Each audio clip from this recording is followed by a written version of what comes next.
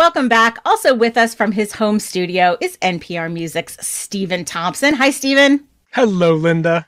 And also here is Brittany Luce, who most recently hosted The Nod with Brittany and Eric on Quibi. Hey, Brittany. Hey. We are always so happy to have you with us, especially to talk about something as fun as Cinderella. So the story of Cinderella is loosely related to folklore that goes back centuries in many countries and cultures. But as you probably know, there's this girl and there's this prince and this shoe. And here, as we mentioned, Cinderella is played by the singer and actress Brandy and her fairy godmother by Whitney Houston. The prince is played by Paolo Montalban and his parents by Victor Garber and Whoopi Goldberg, who turn out to be rather a match made in heaven. And of course, the wicked stepmother, who is very wicked indeed, is played by the great Bernadette Peters. If you're not familiar with the musical, Rodgers and Hammerstein, who also wrote The Sound of Music and Oklahoma and a lot of other stuff, wrote this as a television original that first aired in 1957 and starred Julie Andrews, who was only 21 at the time, wouldn't play Mary Poppins for another 7 years. Since then, it has been remade. It did eventually make it to the stage, but it is a television original, and this is probably the version that has the biggest kind of cultural footprint in contemporary times. Aisha, tell me about your feelings about Cinderella. Well, I actually was familiar with the Leslie Ann Warren version first as a kid. It was one that my mother watched when she was a child, and I remember that our local library had it on VHS, and so we would rent it all the time. So I was already a fan by the time the 1997 version came along. And that one is from the mid-1960s, Leslie Ann Warren and yes. Stuart Damon, who, by the way, is Alan Quartermain on General Hospital. And also Ginger Rogers playing the Queen. Yes, yes. So when this came along, I remember it being just a huge deal because it's Whitney, it's Brandy, they're black. What? And so I loved it. I remember we bought it on VHS. I remember watching it with my mom and my sister. And it's just one of those delightful relics of a different era because you can see how much money they put into this production. It is like a giant Broadway musical on screen. This doesn't look like a play so much as it looks like, you know, a movie, a cinema experience. And so seeing all the giant choreography, the camera swirls, the beautiful costumes, I just love, first of all, how much they spent on this film because it really says to me that they were invested in this property that was going to be headlined by two black women. Whitney Houston also was an executive producer. And I just think it works in many different ways. I will say I'm probably going to get some hate mail, so I'm going to preface this now. But I don't think Brandy's vocals are doing the most here. I think the orchestrations don't help. They kind of try to make it a little bit more contemporary. And so they have like these backbeats that I don't think really work when you have like sometimes a waltz or those types of things. Brandy did an interview recently with Vulture where she talked about how she's used to doing vocal runs and that sort of thing. And she was consciously pulling back, and you can kind of hear it, and I don't think it really works.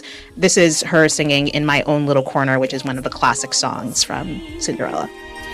I'm a huntress on an African safari.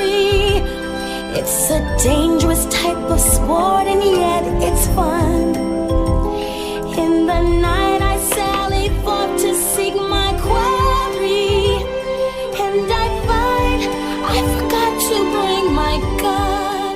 So I just wish that she had, you know, given it a bit more oomph because Whitney is wholly doing that. And Whitney's having so much fun. And I think that's one of the joys of this for me is seeing how much fun Whitney has. We talk about her all the time in sort of this tragic sense, but she clearly seemed to be enjoying herself. All and fiddly-dee, fiddly-faddly-faddle. All the wishes in the world are poppycock and twaddle. Who are you? I'm your fairy godmother, honey. You? You got a problem with that? And overall, it's just a fun production. Yeah, I know what you're saying about the orchestrations. There's a little bit of a, like, going halfway. It's contemporary, but it's still an old song. And I think you sort of have to either commit or don't do it. And it's interesting because when I was watching it again, I was realizing that some of the songs they did that, and some of them they really left alone. So it's interesting to hear that. Brittany, where are you on this movie? I absolutely love this movie. It came out right before my 10th birthday, so I like taped it off of TV and then watched it, or rather screened it at my slumber party for my 10-year-old birthday. Perfect for that. It was literally perfect for that. And I remember all the buildup for it. Like the Jet magazine had come out the Monday before with Brandy and Whitney on the cover. And it completely obviously lived up to my expectations then. And I will say that rewatching it as an adult, the quality of it is the thing that actually makes it have the longevity I think that it's had. And also too, just the cast. Like the cast is unreal. Like, I mean, you have Whitney Houston, Brandy, Bernadette Peters. Like, in hindsight, now that I'm older, I'm like, you had Bernadette Peters and Whitney and Victor Garber. Like, this was like, it was just so good. But like, great character actors, Vivian Cox and Natalie DeSalle, rest in peace. I kind of agree about the vocals, but I think because the part of Cinderella is a classic, like, musical theater mezzo-soprano. And I think that Brandy has an incredible voice with incredible range. But I think that like the type of voice that she has is more airy and light, and doesn't quite match up with like the heft of what like the part requires. That said, I absolutely loved her in this role. And like, to me, like, I knew that Whitney Houston was really invested in that. Like, she was originally supposed to play Cinderella. But then the project got shelved for so long that she eventually was like, y'all, I'm not, like, I'm a mom. No, I can't be Cinderella. Like, no one's believing that. She thought it would be too much of a stretch for her to play that role. So, you know, Brandy sort of being her industry goddaughter, it made a lot of sense. But I would say that like just the literal freshness of her in that role and the chemistry that she and Paolo Montalban had, really like sold the whole like fairy tale love story thing for me in a way that like I obviously bought into as a child. But rewatching it again, I was like, oh, this is actually really sweet. But also, I think what made that whole thing really special was seeing Whitney and Brandy together. Yeah. Just because their relationship was so storied. It really feels like a gift to all of us that that's been preserved on film. Stephen, what did you think? I have a pretty fraught relationship with Cinderella, like the character and kind of the overall story of Cinderella, going back to the 1950 Disney movie. To me, it is anti-stepmom propaganda built around ludicrous assumptions about facial recognition, love at first sight, and footwear. So I sometimes get really frustrated watching Cinderella because of the actual story itself. So Stephen like cracking his knuckles like, all right, I got to go in on the reality of Cinderella. Who wears a glass shoe, people? Who? That's the thing. When you're sitting there watching a production of Cinderella and you're like, that's so fake. But this is such a charming time capsule. And I'm so glad that it's available for streaming in the world for the first time in so long. Ooh. Why was this not on streaming until 2021? I do not understand. I mean, it feels very 90s to me. I agree that I had some issues with some of the vocals. There's actually a really interesting oral history of this movie on Shondaland from 2017, kind of on the occasion of this movie's 20th anniversary. And they kind of talk about some of the techniques that went into it, where the way Brandy approached it was she was kind of trying to sing opera, and then the way that Paolo Montalban was singing, he was trying to kind of de-stagify his voice because his background was as a stage actor. And to me, that kind of made their chemistry feel a little bit more stilted because they're kind of on different planes vocally. But I'm enormously pleased that this exists in the world. I'm really hopeful that the kind of success of this release on streaming and kind of the buzz around it is going to increase the likelihood that we'll finally get an official soundtrack to this thing. They've never released a soundtrack to this enormously blockbuster successful TV movie that sold a ton of copies in home video because of like weird label battles. One point from that oral history that I did not want to go through this conversation without having, there was an executive who didn't want Brandy to play Cinderella. He wanted Jewel. I'm sorry. I love Jewel, but and this is not hating Jewel at all, but I just want you all, any fans of this movie, I want you to just imagine in your mind, take the ethereal presence of Brandy out of this movie and plop in Jewel and enjoy. Boy, oh boy, oh boy. That would have been quite different. Yeah, I think it's such an interesting thing about the songs, because I do think ultimately you got to remember these are, written by some of the most storied songwriters in all of American musical theater. And there is a good reason for that. There are some very pretty songs. Because it originated on television, and because it didn't sort of, it didn't get widely done as a stage musical as much as, The Sound of Music in Oklahoma and all that stuff. I think the songs are not as well known, but I'm not sure that they are not just as good as a lot of the other stuff that they wrote for Broadway and for other musical pieces. What I really liked about this, watching it again, is the way that Brandy and Paolo Montalban really just go ahead and play it very straight as a fairy tale, in terms of there are these lines like when they first meet. Tell me, Cinderella, what would a man have to do to find himself in your good graces? Who wants to know? Let's just say a charming stranger.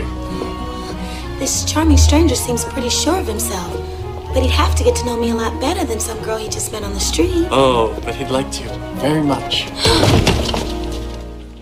You have to really commit to make those kinds of scenes work. As much as they sort of play with the orchestration a little bit to make it feel more contemporary, they don't try to transform it into a naturalistic kind of dialogue, because you couldn't. It wouldn't work. It stays in this kind of very dreamlike place. And I appreciated that a lot. I will say, I also just love the fact that on the occasion of the Lily James Cinderella from a few years ago, I wrote a very, very long piece for NPR where I looked at a gazillion different versions of Cinderella. And what I took away from that was that it is a story that has been in many different cultures and over many centuries. It twists and shapes to different kind of realities and the world that it's in and the different approaches to it. And so I love the fact it's a very natural thing for there to be this version that is very beloved, partly because, as Aisha said, it's Whitney and Brandy. They're Black. It's got, Whoopi Goldberg and Victor Garber and Paolo Montalban as the royal family. It makes sense that there would be a version of Cinderella that represented kind of what that moment in musicals was. This was part of a series of these that they did on Wonderful World of Disney. They did The Music Man and Annie, and I wish they had kind of kept doing them, because I do really like these. And I agree with Stephen that it's a time capsule. I agree that it feels really of its moment. Aisha, what are you thinking? I mean, it's also just fascinating to me. There's one article that came up from it was in Newsweek. Weirdly, there was no byline on it. Maybe it's because of the archives or whatever. But it was a big reported piece where it started off saying it's great to see a Black woman playing Cinderella. And then it goes into this question of like, well, the prince is not Black. So what does this mean? And so there's interviews. I think at one point Bell Hooks shows up within this piece. And it really speaks to how at this moment in the mid-90s, there was this kind of question about like, are Black women desirable? Like, Black men are marrying more outside of their race than Black women. But then what does it mean that there is a non-white prince here? And it kind of echoes a similar conversation that would happen like a little more than a decade later with The Princess and the Frog. And man, to think about what a cultural signifier this was and what a cultural moment this was and how it meant so much and how the conversations haven't really changed all that much over the last 20 plus years. It was just really interesting to see that this was a huge deal. It's easy to forget that, but it was a huge deal. And I'm just glad it exists. I'm glad we can rewatch it and now a new generation can see it. And yeah, again, Brandy and Whitney. Yes. Oh, and also Whoopi Goldberg. Yes. She is doing such great work. So good. She's the little squeaks are so funny. When she's going, she's very, very funny. I also, from a cultural preservation standpoint, I do want to give a quick shout out to the fact that this is airing on Disney+. It was originally shot for television, which means it exists in a very square frame. And Disney Plus has gotten roasted, justifiably so, for the way they have presented The Simpsons by like weirdly kind of blowing up the screen and then cropping out lots of visual gags. This, you are getting basically a kind of sideways letterboxed, where you have, black bars on the sides. So you're getting the proper aspect ratio. And I will say I appreciated that enormously. And I think this movie would have really suffered without it. 100% agree. I agree. Appreciate the aspect ratio. All right. Well, we want to know what you think and what your memories are of the wonderful Cinderella with Brandy and Whitney. Find us at facebook.com/PCHH or tweet us at PCHH. That brings us to the end of our show. Thank you so much for being here.